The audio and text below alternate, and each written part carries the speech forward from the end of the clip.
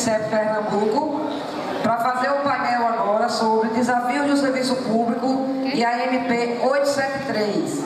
Nós temos discutido na Condicef, viu, Gigi? Uma preocupação que nós estamos tendo com todos os sindicatos filiados à Condicef, sobretudo a questão da organização sindical. O que é que a gente levantou durante esse período? Primeiro, é uma constatação que já foi colocada na manhã de hoje aqui, que é o envelhecimento da nossa base. Isso é uma constatação que a maioria, estava comentando um companheiro aqui da saúde, ele disse que só esse ano morreu mais de 10 companheiros filiados ao sindicato. Então, envelhecimento, consequentemente, as pessoas se aposentando e não há renovação. Por que não há renovação?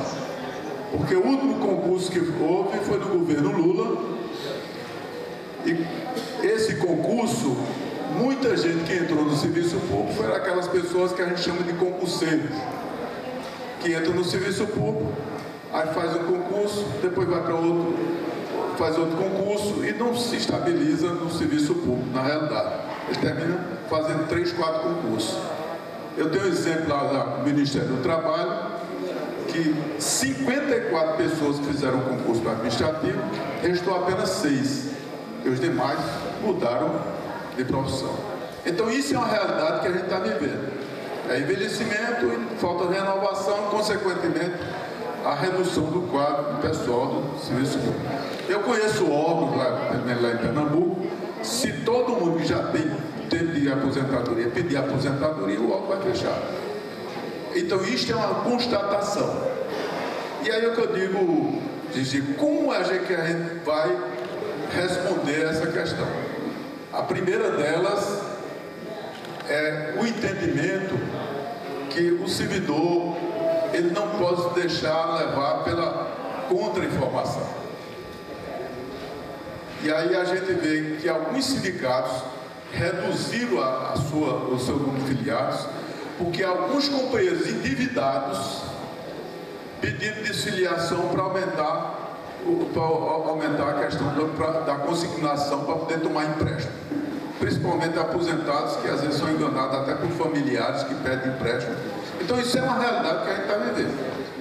Então é necessário que a gente comece a discutir e aprofundar todo esse aspecto do serviço público, que eu digo muito para um público como vocês, que é um público extremamente qualificado e com uma formação muito boa, é que depende muito da gente de fazer esse trabalho de esclarecimento, de convencimento, que só a gente, através do sindicato forte, a gente pode resistir.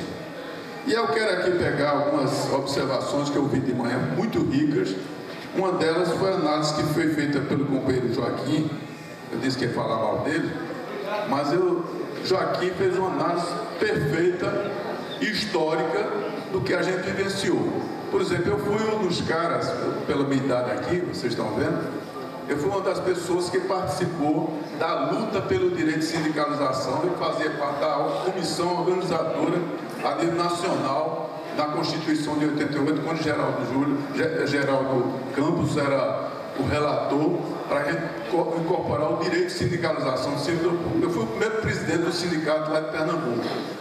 E dessa forma, nós tivemos um processo de sindicalização rico, porque a gente tinha uma demanda reprimida de ações judiciais. Vocês sabem disso, que aquele plano Bress, vários planos que os sindicatos ajuizaram, e isso juntou muita gente ao sindicato. Mas tem gente hoje que diz, o sindicato não me oferece mais nada, eu já ganhei tudo, não preciso mais estar afiliado. Aí é que está o engano. As pessoas agora que precisam estar afiliadas para que o sindicato possa fazer a sua defesa. Isso é um elemento que a gente tem. A gente teve um problema. Fernando Collor, com aquele ataque da disponibilidade, da admissão, da extinção de órgão, foi um dos elementos que fez com que a gente reforçasse o processo de sindicalização. O Fernando Henrique congelou o nosso salário. Então a gente teve uma folga, de fato, no governo do PT. As pessoas ficam reclamando, mas quando foi que a gente repôs um pouco da perda salarial? Quando é que a gente teve mesa de negociação, direito à mesa de negociação? Um companheiro aqui de manhã falou de uma greve, não sei se foi no INCRA, de mais de 50 dias. A gente fazia greve para poder conversar com alguém do Ministério, que não era nem o titular do Ministério, era um subcarimbador para poder receber uma proposta. E hoje, e no PT, nós tivemos mesa de negociação para tratar todos os assuntos. Essa é a diferença, companheiro. E aí eu fico impressionado que 30% da nossa base votou no Bozo. 30%. Isso, como você diz, é isso mesmo, foi exatamente 30% votou nesse cara. Votou imaginando o quê? O que é que essas pessoas estavam pensando? Então é preciso que a gente comece a conversar.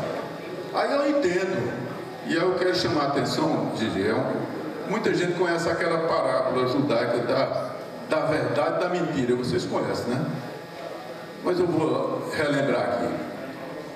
Diz que a mentira chegou para a verdade e disse: pô, hoje o tempo está bonito, o sol lindo, tempo assim, não vai chover. A verdade olhou desconfiada e disse: o que é que a mentira está inventando aqui?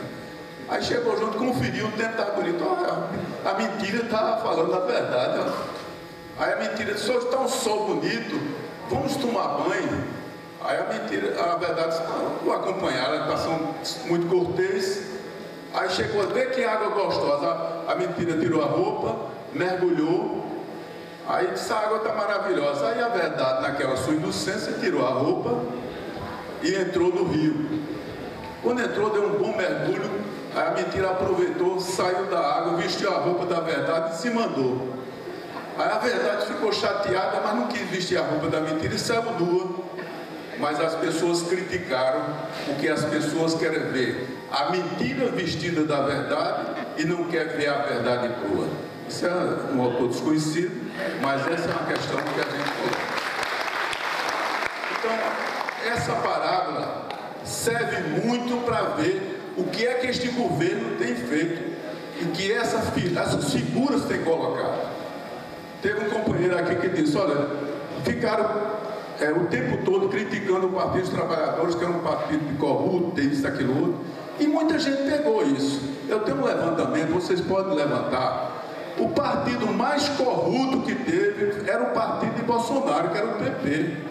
Ele mudou na véspera para esse PSL, mas ele sempre foi do PP, foi o mais corrupto.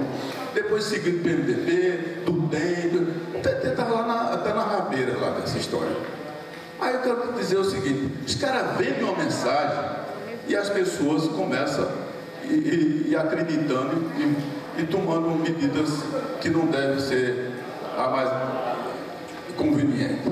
Portanto, companheiros, eu queria deixar claro aqui, sobre a organização sindical, a gente precisa, primeiro, cuidar para passar informação verídica e traduzir as notícias que estão circulando de forma errada.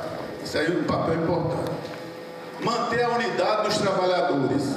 E aí eu quero colocar uma questão que a gente está levantando. Eu já vi que vocês aqui no Sindexpress têm uma boa relação. Em todos os estados, manter essa boa relação com todos os sindicatos da base, com os sindicatos de outras categorias, para que a gente saia fortalecido. E, se possível, até fusão de sindicatos. Fundir sindicatos, juntar aqui. Quando nós defendemos essa proposta de sindicato geral, nós defendemos que se o governo atinge um determinado órgão, ele não atinge o trabalhador continua sendo servidor público, onde ele estiver lotado. Esse é o princípio maior do sindicato geral. O agente se organiza, o agente defende o serviço público de qualidade, porque se a gente não fizer isso, outros não vão fazer. Então, essa base sindical, ela é importantíssima para que a gente dê o primeiro salto nessa luta, esse salto de qualidade, e unir todos os trabalhadores, não só do serviço público, mas outros também que estão sofrendo na pele com a reforma trabalhista. Muito obrigado e fica à vontade aqui. Ok, obrigado, companheiro Jurandir. Primeiro, essa questão da comunicação. O sindicato está avançando e muito nessa questão da comunicação. Além de trabalharmos a questão das redes sociais, O Sindicef hoje tem um programa de televisão. Um programa que Sindicef em Movimento, que passa todos os domingos às 10 horas no SBT. Esse programa, ele tem esse objetivo de mobilizar a categoria, de mobilizar os seus filiados, mas para além disso, dialogar com a sociedade. O sindicato vem fazendo curso de formação por local de trabalho, extremamente cansativo, extremamente desgastante, mas o sindicato está fazendo isso. Muitas vezes os que estão lá na base não comparecem, mas a direção do sindicato está indo e está fazendo esse trabalho de formação política continuada. Tudo isso com o objetivo de manter o sindicato ativo nas alturas, enfrentando esse governo. A questão da MP 873, medida provisória 873, que visava fechar os sindicatos, certo? Todo mundo acompanha essa discussão aqui. O sindicato divulgou amplamente. Apesar de que tinha pessoas na base, que inclusive foram da chapa de oposição, que inclusive já foram da direção do sindicato, dizendo o seguinte: isso é mentira. Bolsonaro não quer fechar os sindicatos. Isso não existe. Existe sim. O governo queria quebrar os sindicatos, inclusive quebrou alguns sindicatos. Diga-se de passagem isso. Tem alguns sindicatos no país que está sem receber a mensalidade sindical. A pergunta é: como é que ele vai pagar o advogado? Como é que ele vai pagar as assessorias? Como é que ele vai pagar o jornal, as informações para chegar na base? Como o Jurandir falou, né, tem coisas que você fica querendo entender, você não consegue entender, porque as pessoas hoje estão translocadas. Elas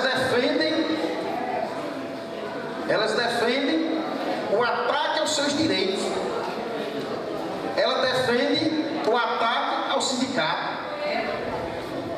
Inclusive disseram o seguinte, durante a campanha eleitoral, vou registrar isso, dizendo que sindicalista era ladrão, dizendo que os sindicalistas gostavam de viver da mamata e dizendo que tinha que acabar com o imposto sindical.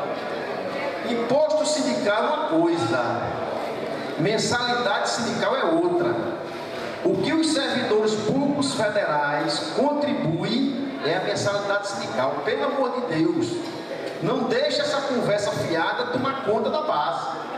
O que o filiado do sindicato, servidor público federal, paga é a mensalidade, com sua autorização, não é imposto sindical.